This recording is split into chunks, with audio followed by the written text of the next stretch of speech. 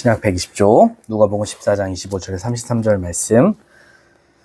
네, 찾으셨으면 저 한 절, 우리 성도님들 한 절, 교독하도록 하겠습니다.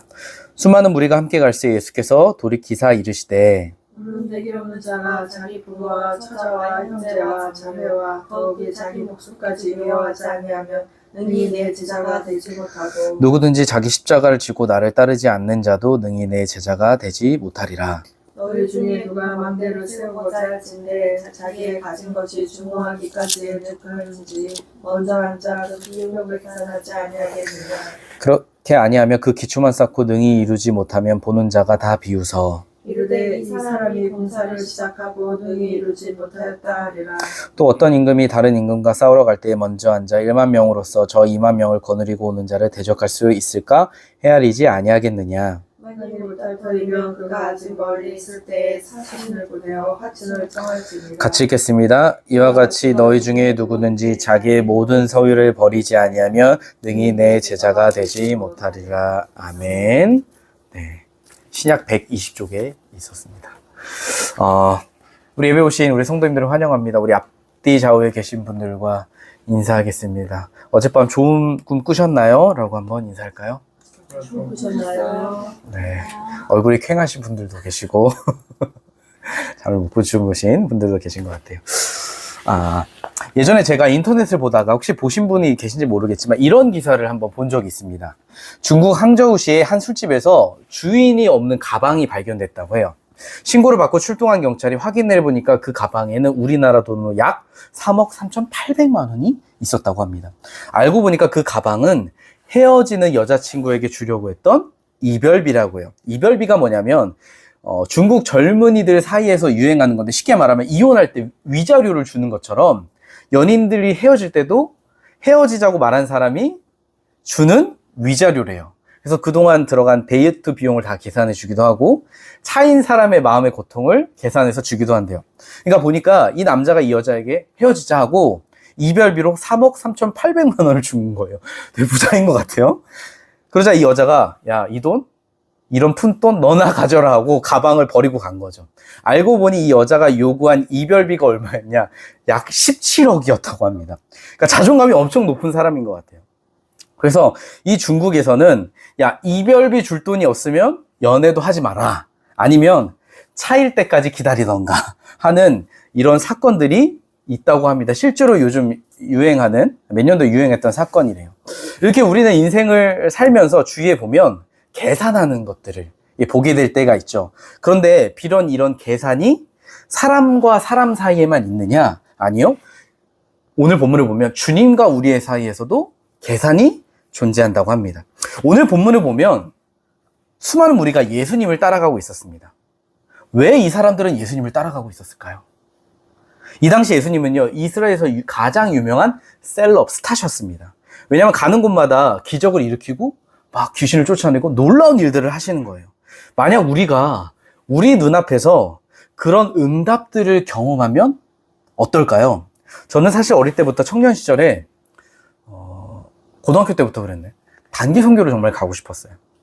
근데 못 갔습니다. 왜냐면 저희 집 형편이 어렵기도 했고 고등학교 때 누나도 아프고 하니까 병원 간호하시는 부모님께 단기 선교 좀 보내주세요 라고 말할 처지가 안 되는 거예요. 그래서 늘 교회에서 단기 선교 모집합니다 해도 나와는 먼 이야기다, 관련 없는 이야기다. 그리고 제가 이제 전도사 사역을 딱 나가려고 하는데 나가기 전에 기도를 하는데 하나님 참 제 마음에 아쉬움이 있습니다. 그렇게 단기 선교를 가고 싶었는데 저에게는 기회도 한 번 없었네요. 제가 이제 전도사 사역 가고 나면 나가기 더 힘들 텐데 뭐 어쩌겠습니까? 제 인생에는 없나 봐요 하고 딱 척사일치를 갔는데 가자마자 거기 선생님이 저를 보고 그러시는 거예요. 전사님 단기 선교를 가셔야 됩니다. 그래서 속으로 아니 이렇게나 기도응답이 빨리? 언제 가야 하는데요? 3주 후에 출발입니다. 여권을 빨리 주세요. 하고서는 그 인천 교회에서만 단기 선교를 무려 4번이나 갔어요. 네팔, 스리랑카, 인도, 말레이시아. 그래서 하나님 기도했어요. 저 이제 단기 선교 그만 가도 괜찮아요. 근데 저 비전 트립을 가보고 싶어요 하니까 군산에서 또 일본으로 비전 트립을 또 갔어요. 그러니까 뭐냐면 제가 이렇게 기도한 대로 하나님께서 그 작은 기도의 제목도 들으시고 응답을 해주신 거예요. 근데 여러분 이런 작은 기도의 응답도 그런데 하물며 그 당시 눈앞에서 예수님의 기적을 직접 목격한 사람들의 마음은 어땠을까요? 병든 자가 나아요. 불치병이. 귀신이 쫓겨나가요. 그 사람들의 걱정은 뭐냐면 매일 끼니 걱정을 해요. 가난하니까. 근데 먹을 게 차고 넘치는 오병이어의 기적이 일어났어요. 어쩌면 예수님의 매력에 사로잡혀 막 열광하는 거? 당연한 거죠. 그들은 야, 예수님이 우리 왕이시면, 우리랑 함께 계시면 우리 앞으로 걱정 끝이다. 어려움도 안녕이다. 우리 인생은 탄탄대로다. 라고 생각했을 거예요. 그런데 오늘 본문을 보면 그렇게 예수님께 열광하는 무리들에게 이런 말씀을 하세요. 자, 14장 26절과 27절 말씀 같이 한번 읽어보겠습니다. 시작. 물은 내게 오는 자가 자기 부모와 처자와 형제와 자매와 더욱이 자기 목숨까지 미워하지 아니하면 능히 내 제자가 되지 못하고 누구든지 자기 십자가를 지고 나를 따르지 아니한 자도 능히 내 제자가 되지 못하리라. 아멘. 지금 예수님께서 뭐라 하시냐면 열광하면서 따라오는 무리에게 뭐라 하냐면 야, 지금 니네 나 따라와서 뭐 인생 잘 되고 호의호식하고 잘 살려고 하는 것 같은데 너네 정말 나 따라오기 원하냐? 그러면 너네 지불해야 할 대가가 있어. 비용이 있어. 근데 그 비용이 작지 않아. 어마어마한데. 그게 뭐냐면 오늘 본문을 보니까 너희 부모, 형제, 처자, 자매 그리고 네 목숨까지도 미워하지 아니하면 내 제자가 될 수 없어. 니네 십자가 지고 나 따라와야 제자가 될 수 있는데 그래도 따라올래? 이야기를 하고 계신 거예요. 그러니 이걸 듣는 사람들의 표정이 어떻겠어요? 황당했겠죠. 그럼 퀴즈. 왜 예수님은 그렇게 예수님을 열광하고 따라오는 무리에게 이렇게 말씀을 하셨을까요? 왜 이런 말씀을 하셨을까요?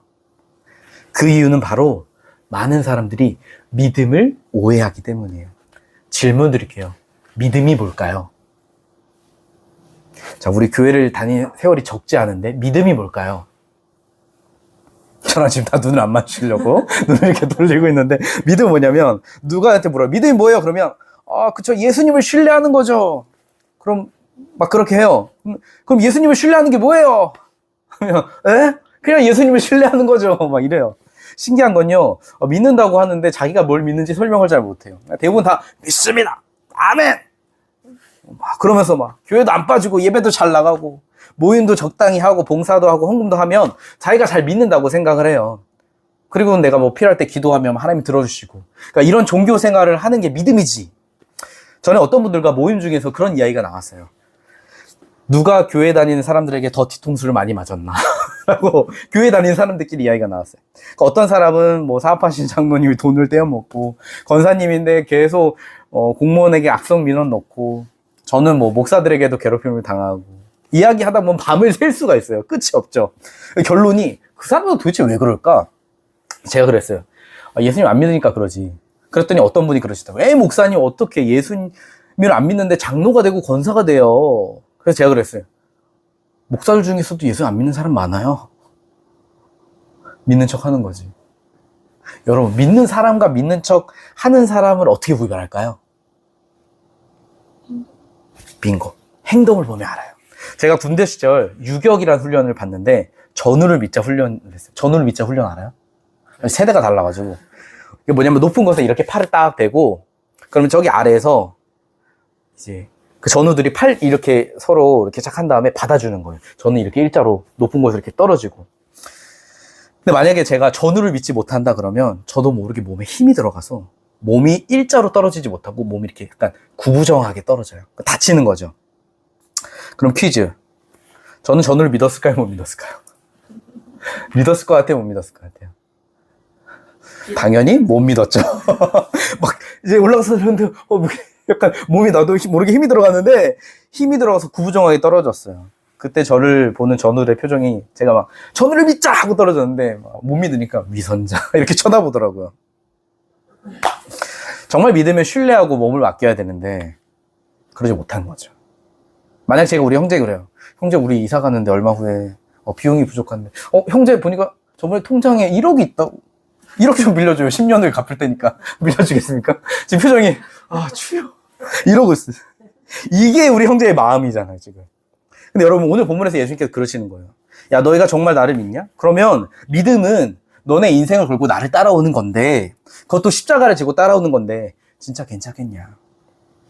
사랑하는 성도님들 제가 전에 한번 얘기했지만 기억하실지 모르겠어요. 보통 이 시대에 십자가를 누가 지고 간다고 했죠? 어떤 사람이 십자가를 이렇게 메고 지고 간다고 했었죠? 어떤 죄인? 그쵸. 십자가에서 죽을 그 죄인이 지고 간다고 했어요. 그 사람이 십자가를 메고 직접 형장으로 가는 거예요. 그게 십자가를 지는 거예요. 그러니까 다른 말로 십자가를 진다는 건 뭐냐면 죽음의 길을 간다는 거예요. 우리는 보통 옛날에 다 제자 훈련을 한 번씩 받아본 적 있을 것 같아요. 퀴즈, 제자가 무슨 뜻일까요?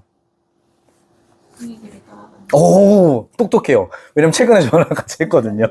이 질문을 하면 대부분의 사람들이 그래요. 배우는 사람이요. 근데 그건 오늘날 개념인 거고, 성경에서 제자는 단순히 배우는 사람만 말하는 게 아니라 스승이 걸어간 길을 따라가는 사람이에요.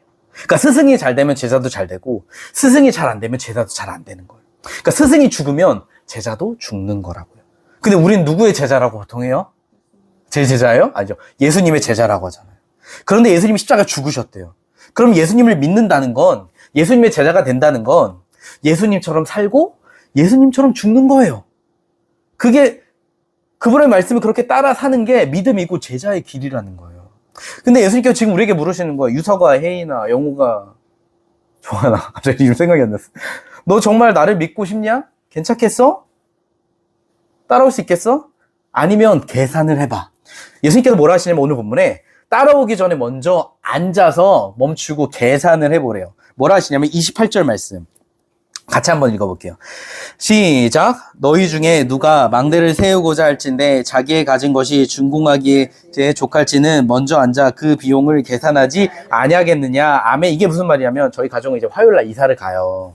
저기 새 아파트로 가는데 이름이 서해 그랑블인데 그랑블 이름 멋있는데 요즘 저희 입주 단톡방에서 욕으로 쓰이는 명이 뭐냐면 서해스럽다래요.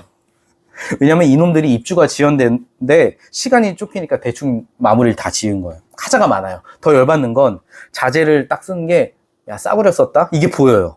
돈을 빼돌린 건지 아니 먹은 건지 하는 말이 물가가 올랐어요 요즘에. 너무 부족합니다 돈이. 아니 처음에 예산을 세워서 부족할 거면 짓지를 말아야지. 그러니까 지금 다들 욕하고 난리가 났어요. 근데 예수님이 그러시는 거예요. 야 망대를 짓는 사람도 건물을 짓는 사람도 짓기 전에 그렇게 지을 돈이 예산이 얼마인지 계산을 하고 짓지 않냐. 만약에 하다가 다 앙공이 되면 이렇게 욕먹는 거 아니냐. 비웃음 나가지 않겠냐. 그러니까 계산을 해야 된다. 근데 거기서 끝나는 게 아니라 31절 말씀을 보면 또 이렇게 말씀하세요. 31절 말씀 같이 읽어볼게요. 시작. 또 어떤 임금이 다른 임금과 싸우러 갈 때 먼저 앉아 1만 명으로서 저 2만 명을 거느리고 오는 자를 대적할 수 있을까? 아멘. 무슨 말이냐면 혹시 우리 형제는 싸움을 잘 하나요? 우리 군대 가기 전에 형제는요 보면 되게 말랐었어요. 근데 해병대 갔다 오면서 근육질이 됐다고 깜짝 놀랐어요. 우리 형제가 만약 길을 가다가 저기 마동석 같은 덩치의 사람이 와서 형제에게 야 너 지갑 다 내라. 너 입은 바지도 마음에 드는데 바지도 벗어. 벗습니까 안 벗습니까? 바로 벗어야죠. 저도 벗어요. 왜요? 살고 가야죠. 왜냐면 계산해보면 답이 나오는 거예요. 벗는 게 낫냐? 죽는 게 낫냐? 계산을 해야 돼요. 근데 예수님이 그러세요. 야 싸울 때도 계산하지 않냐? 싸울지 화친할지 항복할지 그럼 니네도 나 믿고 따라올 거면 먼저 계산을 해봐라. 그리고는 26절에 보면 앞절을 보면 이렇게 다시 말씀하세요. 같이 읽어볼게요. 시작. 물은 내게 오는 자가 자기 부모와 처자와 형제와 자매와 더욱이 자기 목숨까지 미워하지 아니하면 능히 내 제자가 되지 못하고. 아멘. 여기서 미워하다는 말이 뭐냐면 누군가를 싫어하다는 말이 아니라 덜 사랑하다는 뜻이래요. 그러니까 다른 말로 부모, 처자, 형제, 자매, 심지어 자기 목숨이라 할지라도 예수님보다 그것들을 더 사랑하는 사람은 내 제자가 될 수 없어. 다른 말로 믿음이라는 건, 제자란 건 뭐냐면 예수님이 우리 삶의 1순위, 목적이 되어야 된다는 거예요. 제가 그동안 청소년 사역을 하면서 8년 하면서 많은 학생들을 가르쳤는데요. 그 애들 중에는 지금도 교회를 다니는 애들이 있고 교회를 떠난 친구들도 있어요. 근데 그 중에 그런 친구들이 있어요. 저랑 가까웠던 친구들, 막 열심히 봉사하고 활동하고. 어떤 학생은 학교에서 막 기도 모임도 인도하고 봉사도 하고 제가 뭐 부탁하면 막 열심히 해요. 그런 친구가 한 명 있었어요. 근데 고등부에 가고 나서 이성 친구를 사귀었는데 교회 안 다니는 친구를 만난 거예요. 그러더니 이제 그 이성 친구 애인이 야 주일에 어디 놀러 가자. 너 교회 가냐? 교회 가지 마. 하니까 어느 순간부터 이 친구가 교회를 안 나오기 시작했어요. 지금은 이제 완전히 교회를 떠난 상태죠. 근데 중등부 때는 그 친구가 그럴 거라고 생각을 못 했어요. 오히려 리더감이다 생각을 했죠. 근데 이제 어느 날 선택의 순간이 찾아온 거예요. 내가 좋아하는 그 사람이냐? 주님이냐? 주님을 선택하면 그 살아가는 사람과는 헤어지는 대가를 치러야 될 거예요. 싫어하니까. 결국 그 친구는 자기가 사랑하는 사람을 선택했어요. 대가 지불을 실패한 거죠. 근데 저는 사역하면서 비단 이런 경우뿐만 아니라 다양한 경우를 수없이 봤죠. 여러분, 사람은요, 나이가 먹을수록 제가 전에도 말씀드렸지만 잘하는 게 위장술이에요. 보통 청소년들을 만나면 부모님 이야기를 많이 해요. 너네 부모님 이야기. 그럼 애들이 그래요. 우리 엄마는 얼굴이 두 개예요. 왜? 하나는 외부용 얼굴이고 하나는 내부용 얼굴이래요. 가정용 얼굴. 외부용은 어머 안녕하세요 집사님 목사님 웃으면서 천사이신데 집에 오면 야 뭐해 똑바로 안 해? 혼날래? 타락한 천사로 돌변하신대요. 한 번은 엄마가 운전을 하시는데 운전할 때는 그렇게 기도를 하신대요. 하나님 운전하는데 지켜주시고 함께 해주세요. 근데 기도가 끝나자마자 어이구 저 개새끼 깜빡이도 안 켜고 가네 막 이런다는 거예요. 그래서 애들이 아니 저렇게 욕할 거면 뭐하러 기도를 하고 가셔 생각을 한대요. 근데 이런 건 운전하다 보면 우리가 순간적으로 나올 수도 있지. 물론 저는 한 적이 없어요. 그러니까 이해한대요. 근데 이 부모님들의 믿음이 언제 진짜 드러나냐? 자녀를 위해 무언가를 선택할 때 드러난대요. 왜? 부모의 마음은 자녀에게는 가장 좋은 걸 주고 싶거든요. 자녀가 주일에 늦잠 자느라 교회를 안 와요. 학원 가느라 예배를 빠져요. 수련회를 안 간대요. 제가 부모님과 막 이야기를 하면 어떤 부모님들이 막 그런 얘기를 하세요. 아, 우리 애가 너무 피곤해서 깨울 수가 없어요. 공부하느라 피곤하대요. 애가 교회를 안 간다는데, 수련회를 안 간다는데, 뭐 가기 싫어하는데 어떻게 하겠어요, 제가. 지 선택인데. 그래서 제가 그랬어요. 아니, 어머니, 아버님, 그럼 만약에 그 자녀가 엄마, 나 학교 일주일에 5번이나 갔는데 한 번 좀 빠지면 안 돼요? 힘들어요. 나 피곤해요. 잘래요. 하면 그렇게 학원에 빠져도 똑같이 말씀하시겠습니까? 라고 속으로 이야기했어요. 실천을 못하고 무서워서. 제가 사역을 하면 늘 학생이나 어른들에게 똑같이 질문해요. 예수님 믿으세요? 다 믿는다고 해요. 근데 신기한 건요. 믿는다고 하는데 주님을 따라가는 사람은 많지 않아요. 십자가의 길 안 가고 싶어 합니다. 십자가는 예수님이 지세요. 저에게는 영광의 길을 주시고 주님 제 꿈 이루어주세요. 저는 좋은 길만 가고 싶습니다. 그래서 예수님 믿죠. 저는 예수님도 좋아요. 말씀도 괜찮고 예배 드리는 것도 좋고 찬양도 좋고 교회 문화 나쁘지 않아요. 거부감도 없어요. 기도에도 나와요. 하지만 대가를 다 지불하고 예수님 따르는 건 싫어요. 왜냐하면 나는 세상도 좋거든요. 십자가를 지고 싶지 않거든요. 근데 제가 전에 얘기했죠. 그런 사람을 뭐라 하냐? Almost Christian. 다른 말로 거의 신자. 근데 진짜 신자는 아니라는 거죠. 예수님의 제자는 아니라는 거예요. 근데 정말 신기한 건요. 예수님을 따른 제자를 찾기가 어렵다고 했잖아요. 근데 교회 가면 사람은 많아요. 무슨 말이냐? 내가 세상을 사랑하고 대가 지불을 안 해도 교회 다니면 괜찮겠지. 나는 구원받을 수 있겠지. 라고 생각하는 사람이 정말 많다는 거예요. 사탄의 속임수죠. 그래서 예수님 뭐라 하시냐? 비용 계산을 해라. 제가 아까 말씀드렸다시피 저는 청소년 사역을 8년 했어요. 제가 청소년 사역을 선택한 이유는 참 매력적이에요. 청소년 사역이. 그게 뭐냐면 이 친구들이 시험 기간에 예배도 빠지고 봉사하자면 싫어하고 제자 훈련하면 아 그런 거 왜요? 싫어해요. 그런 애들이 있어요. 그런데요. 그 아이들 중에 어떤 애들이 수련회 가서 예수님 만나잖아요. 신기하게 그 아이들이 시험 기간에 예배를 드려요. 전에는 그렇게 나와라 말해도 안 나오던 애들인데 이제는 자기가 학원 때문에 예배 빠지는 일이 없을 거라고 직접 저한테 얘기를 하더라고요. 그런데 그런 애들이 하나, 둘, 셋, 넷 일어나기 시작하는데 그 아이들이요. 자기가 인생에서 가장 중요하게 여겼던 그 공부를 미워하기 시작했어요. 대학을 미워하기 시작하는 거예요. 왜요? 예수님을 만났거든요. 그러니까 예수님이 자기 인생의 목적이 된 거예요. 사랑하는 성도님, 우리가 대가를 지불하고 예수님을 따라가면요. 우리에게 어떤 일이 일어났냐면 이런 일이 일어난대요. 마가복음 우리 한번 볼게요. 마가복음 찾아볼게요. 10장 앞에 있어요. 누가? 앞에 마가복음 10장 29절에서 30절 말씀입니다. 신약 71쪽에 있습니다. 71쪽. 신약 71쪽 마가복음 10장 29절에서 30절 말씀. 같이 읽어보겠습니다. 시작. 예수께서 이르시되 내가 진실로 너에게 이르노니 나와 복음을 위하여 집이나 형제나 자매나 어머니나 아버지나 자식이나 전토를 벌인 자는 현세에 있어 집과 형제와 자매와 어머니와 자식과 전토를 100배나 받되 박해를 겸하여 받고 내세와 영치 못할 자가 없느니라. 아멘. 예수님이 우리의 인생의 목적이 되어서 예수님의 길을 따라가면 훗날 천국에서 우리가 영생을 얻는데요. 그게 바로 부활신앙이죠. 우리의 소망이에요. 근데 단순히 그 복이 먼 훗날 천국에만 있는 게 아니라 먼저 이 세상에서 미리 경험하게 해주시는데 100배의 복을 받는데요. 그럼 그 100배의 복이 뭘까요? 여기서 100배의 뭘까요? 기억나세요? 뭐예요? 다른 사람들이 나를 위해서 그걸 한 단어 표현하면 교회예요. 무슨 말이냐? 옛날에는 종환 형제가 자기만을 위해 살았어요. 그래서 종환 형제를 위해 사는 사람이 혼자였어요. 종환 형제. 근데 이제는 내가 예수님을 진짜 믿고 따라가면 내가 나를 위해 살지 않고 주님을 위해 살아요. 그러니까 주님의 길을 따라가니까 다른 사람을 위해 사는 거죠. 근데 만약에 교회에 101명이 있다고 치면 그 사람들이 진짜 예수를 믿고 따르면 나를 위해 사는 사람들이 나 빼고 주위에 100명이나 있는 거예요. 왜요? 그게 예수님이 사셨던 삶이니까. 그게 우리가 나중에 천국 가며 살게 될 삶이니까. 그래서 예수님 말씀을 막 따라가는데 야, 내가 오늘 어떻게 남을 죄를 좀 도와줄까? 섬길까? 어떻게 주님 사랑하듯이 그 사람들을 사랑할까? 주님 말씀 순종해서 할까?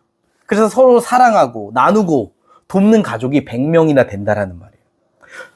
혹시 왕따 당해보신 적 있으세요? 없으세요? 한 번쯤 당해보셨을 수도 있어요. 저 당해봤거든요. 학교에서 왕따 당하잖아요. 나를 믿고 힘이 되어주는 친구 딱 한 명이 있으면 포기하지 않고 버텨요. 근데 그런 사람들이 우리 주위에 넘쳐난다면 얼마나 큰 힘과 기쁨이 되겠어요. 근데 그곳이 어디예요? 천국이라는 거예요. 그리고 그걸 미리 경험하게 해주는 게 바로 교회래요, 교회. 근데 물론 좋은 것만 있는 거 아니에요. 방금 우리가 읽은 말씀을 보니까 100배나 받되 박해를 검하여 받는데요. 그러니까 우리가 정말 예수님 믿고 살면 박해를 받는데요. 요즘 청년들이 대학교에 가서 MT를 가면 저는 이제 기독교 대학 같으니까 그런 게 없는데 선배들이 막 술 따라줘요, 먹으면서. 마셔. I'm Christian. 안 먹습니다. 그러면 선배가 딱 그래. 야, 우리 아빠 목사야. 마셔.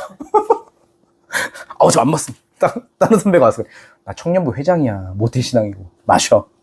안 마셔? 그럼 이제 앞으로 모임에 안 껴줘요. 왕따 당하는 거예요. 또 사업하시는 성도님들이 계약 같은 거 하려면 사업하면 술하고 접대해야 하잖아요. 자기는 어떤 사람은 나 그런 거 하는 거 접대하고 막 하는 거 양심에 찔려서 못 하겠어요. 크리스찬 양심에.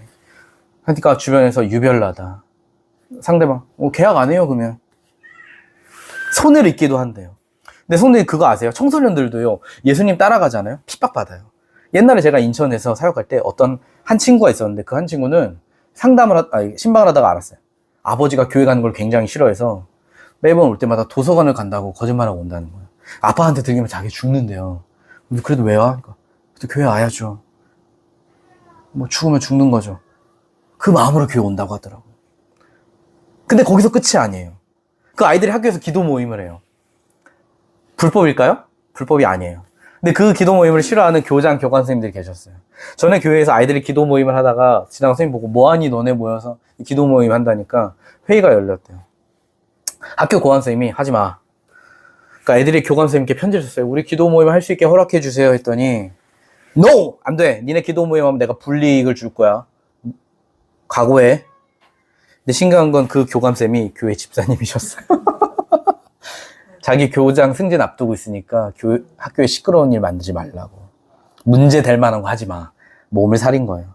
제가 애들에게 그랬어요. 야, 너네 꼭 기도 모임 안 해도 돼. 니네 불이익 받을 수 있으니까. 근데 니네가 결정해. 그러니까 사실 이 말을 하면서 저는 아이들이 안 하길 바랬어요. 왜냐하면 그 아이들에게 피해를 가면 안 되잖아요. 아직 어린데. 근데 아이들이 모여서 그러는 거예요. 목사님 저희 할게요. 야, 불이익 받을 수도 있어. 까짓거 불이익 받으면 좀 어때요? 아니 우리가 하는 게 불법도 아니고 죄도 아니고 학교에 모여서 그냥 기도 좀 하겠다는 건데 죽으라면 죽죠. 뭐 예수님도 날 위해 죽으셨는데. 여러분 10대 아이들이 진짜 예수님 따르잖아요. 그럼 신기하게 세상을 두려워하지 않아요. 오히려 저보다 나아요. 근데 그 아이들이 자기들에게 손해가 올 수 있다는 거를 알면서도 그렇게 한 이유는 단 하나였어요. 그게 뭐냐면 그들의 인생에 가장 소중한 분이 예수님이셨거든요. 그러니까 예수님의 시작을 보고 천국의 소망을 본 거예요. 그러니까 마치 땅에 묻힌 보화를 발견한 사람이 자기 전 재산을 팔아서 그 땅을 산 것처럼 자기 전부를 걸고 하는 거죠. 그게 심지어 자기 자신을 미워하는 걸 알지라도. 그리고 우리는 그렇게 그 길을 걷는 사람을 진짜 그리스도인이라고 해요. 다른 말로 제자. 혹시 여러분은 이 사진을 본 적이 있으신가요? 이게 뭐냐면 어떤 남자인데 10년 전 사진이에요. 원래 이슬람을 믿다가 복음을 듣고 예수님을 믿게 된 사람이에요. 근데 이게 나중에 발각이 돼서 처형당하는 사진이에요. 근데 이 남자가 살 길이 있어요. 뭐냐면 예수님 부인하면 돼요. 안 믿겠다고. 공개적으로 선언하고 예수님을 저주하면 내려와서 집에서 침대에서 잘 수 있어요. 맛있는 음식도 먹고 가족과. 근데 문제는 그렇게 하지 않아요. 이 사람 얼굴을 보면 어때요? 웃죠. 죽음이 눈앞에 있는데 평안해 보여요. 그리고 죽음의 길을 선택해요. 저는 이 사람을 보면서 예수님의 제자가 생각났어요. 예수님의 제자들이 처음에는 오늘 본문의 이스라엘 백성들처럼 예수님을 이용해서 자기가 높은 자리에 가려고 했었단 말이에요. 근데 나중에 복음을 전하다가 죽어요. 자기 인생을 던져. 그러니까 세상이 보기엔 참 불쌍한 사람이다. 근데 제가 이들의 마음을 다 알 수는 없지만 이들은 죽으면서 그런 생각을 했을 것 같아요. 참 복된 인생을 살았구나. 내가 이제 죽으면 곧 예수님을 눈으로 뵙게 되고 저 천국에서 영원히 살 수 있겠구나. 아마 예수님께서 마중 나오셔서 야 유서가 누구야? 고생했어. 너 참 멋진 인생, 복된 인생 살다 왔구나. 안아주시지 않을까? 칭찬하시지 않을까? 제 아내에게 제가 그랬어요. 혹시 내가 문득 느낌에 오래 살 것 같지 않다. 그래서 보험을 들어놓겠다. 혹시나 내가 주님 위에 살다가 먼저 가더라도 슬퍼하지는 말고 우리 웃으면서 다시 천국에서 만나자.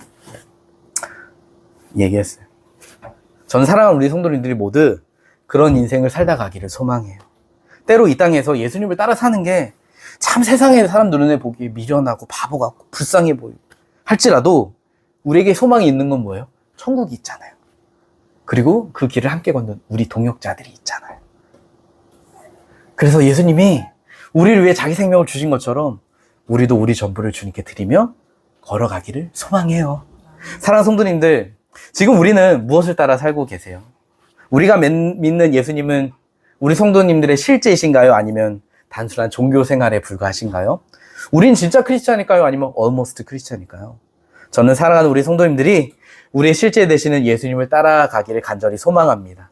때로 크리스찬으로 사는 것이 어렵고 고난이 찾아오고 할지라도 우리의 소망 되시며 우리와 같이 걸으신 예수님, 그분을 붙잡고 오늘 하루 일주일, 아니 우리가 저 천국에서 만나는 그 날까지 제자로서 승리하며 살아가시는 성도님들 되시길 예수님의 이름으로 간절히 축복합니다. 아멘.